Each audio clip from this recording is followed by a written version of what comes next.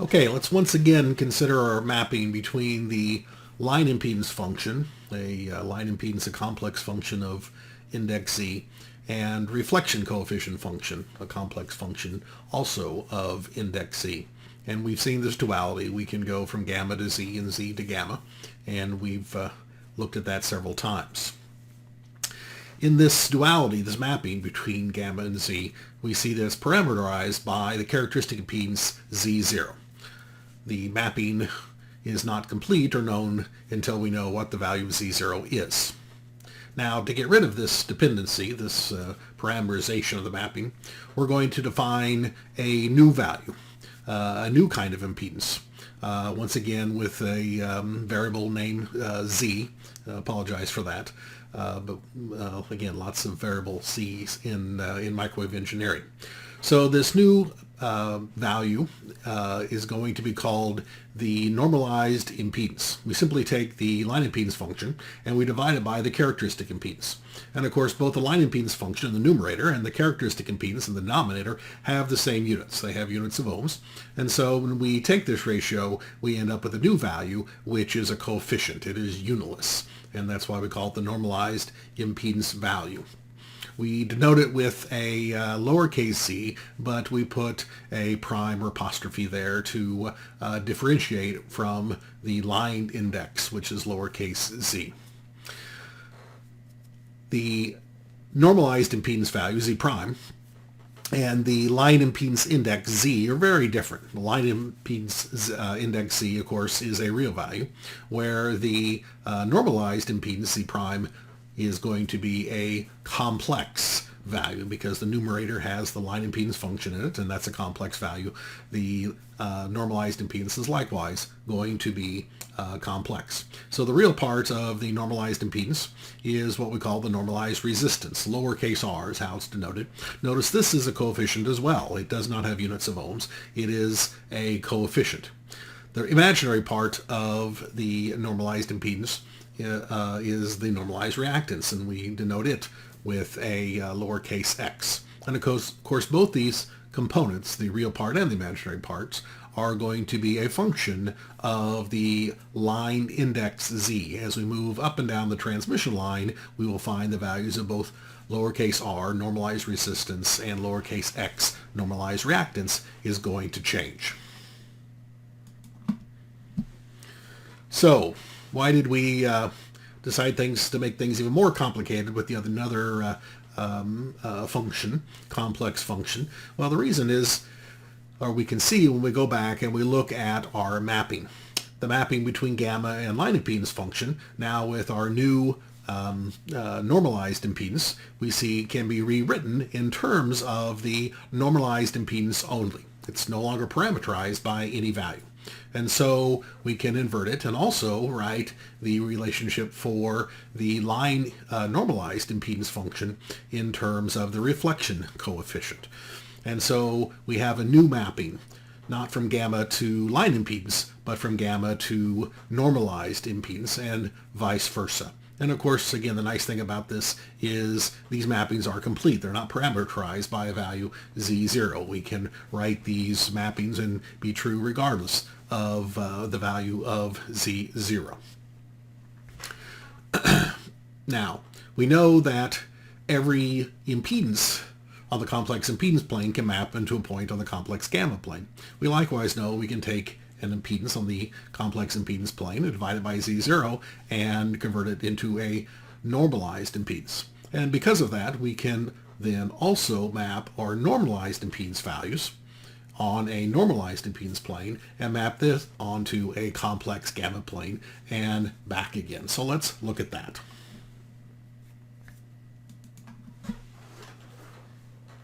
So first let's map specific points on the normalized impedance plane onto the reflection coefficient gamma plane. And we're going to look at the usual suspects with respect to these points. 5 values that we've looked at over and over again. Case 1 is an open circuit. Case 2 is a short circuit. Case 3 is a matched value matched load. Case 4 is a matched reactance, the inductive matched reactance, positive, and case 5 is the negative matched reactance, or a capacitive matched reactance. Now, if we take the values of the first column, or the second column, I guess, the column with impedance in there, and we divide by Z0, we can transform these impedances into normalized impedances, and it's fairly simple, the results that we get. Likewise, if we look in the fourth column, the last column, we see the resulting values of gamma doing this mapping. And we see there's an interesting mapping that results between the normalized impedance Z prime and the reflection coefficient value gamma. Mathematically interesting. In the first case, a normalized impedance of infinity maps into a gamma of 1. Now, when I say the normalized impedance is infinity, what we really mean is that the magnitude of that normalized impedance is infinity. And of course, there's an infinite number of complex values, Z prime, whose magnitude could be equal to infinity. And when I say gamma is equal to 1, of course, what we mean is gamma, because it's a complex number, has a value of 1 plus J0, or 1 times e to the J0. For a short circuit, the normalized impedance is 0. The impedance is 0 for a short circuit, so certainly the normalized impedance is. And that maps into a value of gamma, which is minus 1, or minus 1 plus J0, since it's, of course, complex. Or we could write it as 1 times e to the J pi, a magnitude of 1 in a phase of pi radians, or 180 degrees. For the normalized value of a matched load, we get a value of simply 1. 1 plus J0, or 1 times e to the 1 times e to the J0. And that maps onto a value of the complex gamma plane of 0, the center of the complex gamma plane, the origin. Of course, that's where the matched load is. For the matched reactances, there's interesting relationships. The normalized value of Z prime, once we divide a normalized reactance by Z0, we get the normalized value, which turns out simply to be J, or 1 times e to the J pi over 2. And that maps into a value of gamma, which is likewise equal to J. 0 plus J, or 1 times e to the J pi over 2. Likewise, for the matched reactance, we get a value of normalized impedance, which is minus J, and also a value of gamma, which is minus J.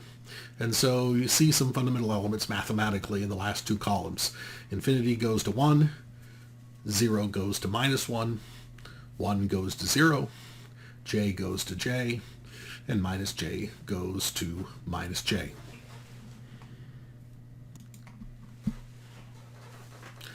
All right, so let's map these 5 cases onto the complex gamma plane. And we've done this before, and we know where everything should reside. The short circuit at value of gamma is equal to minus 1. The open circuit at a value of gamma is equal to plus 1, magnitude of 1, phase of 0. The matched load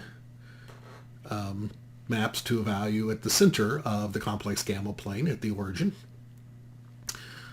The positive match reactance maps to a point at the very top of our valid region, and then our capacitive match reactance maps to a point at the very bottom of our valid region.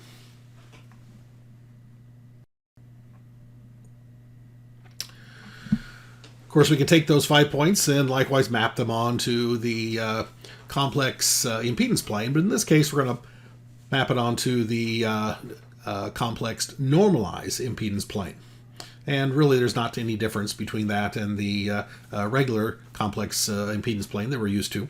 It's simply we've divided the values by Z0, and so we see where the short circuit is at the origin of the complex impedance plane. Its impedance is equal to 0. Likewise, the 2 locations of the matched impedances, the matched reactances, I should say, plus J and minus J if they are normalized impedances. The value of the matched load, which now has a normalized value of 1. And then finally, the values for open circuits where the impedance is infinity, which means, of course, the magnitude is equal to infinity. And of course, there's an infinite number of these points, all a distance, an infinite distance away from the origin.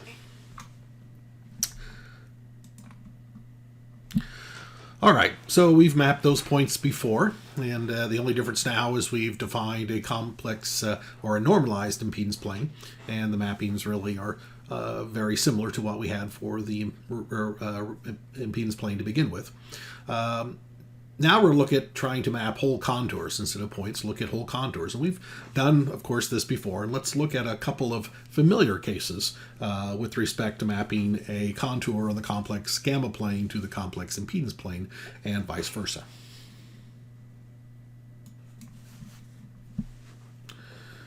So let's first look at impedances that are purely real. The reactive component is equal to 0, basically resistive impedances there. We can write the normalized impedance, therefore, as a value which the normalized impedance is equal to some number r. Could be any value.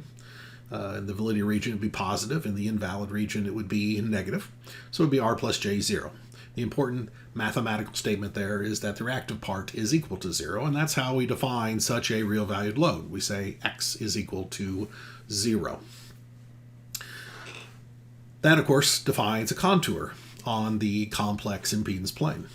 Now, if we have a purely resistive load, remember that results in a purely real reflection coefficient value, gamma. And we showed that. And in the case then of normalized impedances, it becomes a simple statement of gamma is equal to r minus 1 divided by r plus 1. And of course, r, the real component of the normalized impedance, is a real value. And so gamma, the result, is going to be a real value as well for this case. Mathematically, we say then the imaginary part of gamma for this particular impedance is equal to 0. And of course, that defines a contour on the complex gamma plane. All values, all points on the complex value gamma plane whose imaginary component is equal to 0. All right, so let's look at the contour then for a purely resistive load. Impedance, rather, purely resistive impedance, an impedance whose imaginary part is equal to 0. And it maps to a horizontal contour on the normalized impedance plane, a horizontal contour which lies on the real axis. And sometimes this causes confusion for students, again, the fact that the contour x is equal to 0 lies on the real valued axis. But what we're really saying here is, of course, that above the real axis in the upper half plane resides all the impedances whose reactances are positive. Below that horizontal axis resides all the impedances whose reactances are negative. And therefore, on the real axis resides all the impedances whose imaginary part, whose reactance is equal to 0. So, excuse me, along that horizontal axis, along this yellow contour, the x of every impedance is 0, and the real part could be anything from all the way from plus infinity as we move to the left, or we go to, minus infinity, rather, as we move to the left, or to positive infinity as we move to the right. Or we could get a resistance of 0, of course, if we are at the origin, or any value in between. Note that half of this yellow contour, this x is equal to 0 contour, lies in the validity region of the normalized impedance plane. These are the values where the real part is positive. And the other part on the left side, by definition, lies in the invalid region. It is the region where the resistive, the real part of the normalized impedance is negative.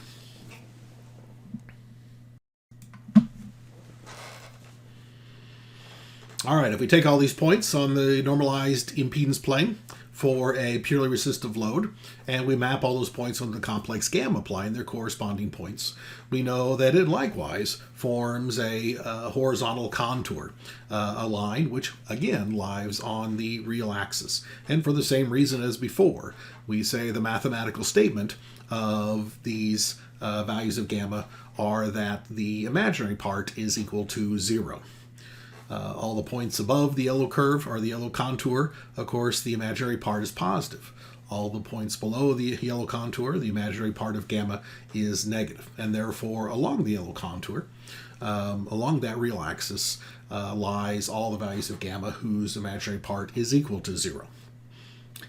The real part can go to plus infinity to minus infinity, but what we find is that the valid region, or within the valid region, the real part of gamma resides between plus and minus 1, some points inside the real unit circle, I should say.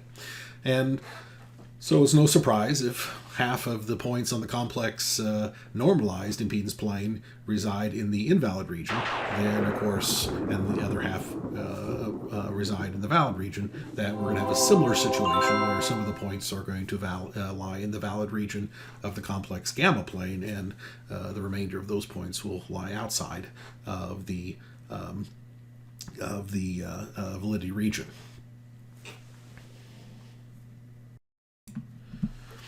All right, let's look at the other kind of pure impedance. And in this case, instead of being purely real, it is purely reactive. In other words, we're saying that the real part of the impedance is 0, which means from the standpoint of a normalized impedance, the real portion of that normalized impedance is equal to 0. Lowercase r is equal to 0 is a mathematical description of all these normalized impedances. Now, we know if we have an impedance that is purely imaginary, has no real part, that the resulting gamma will have a value whose magnitude is equal to 1. The phase can be anything between plus pi or minus pi, but the magnitude must be equal to 1 if the impedance, in fact, is purely reactive.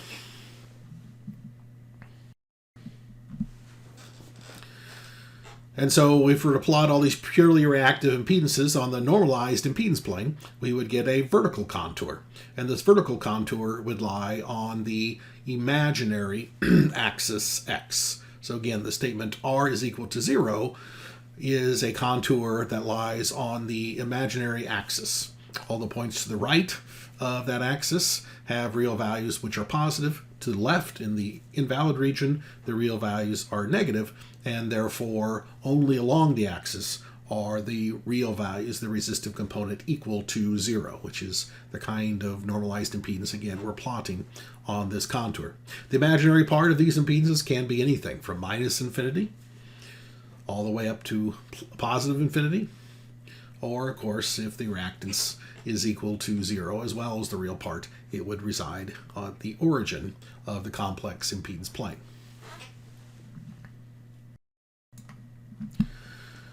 So now, if we took all the points on this vertical contour on the complex normalized impedance plane, the contour that lies on the imaginary axis, and we mapped all those points onto the complex gamma plane, we know that those points would lie on the unit circle.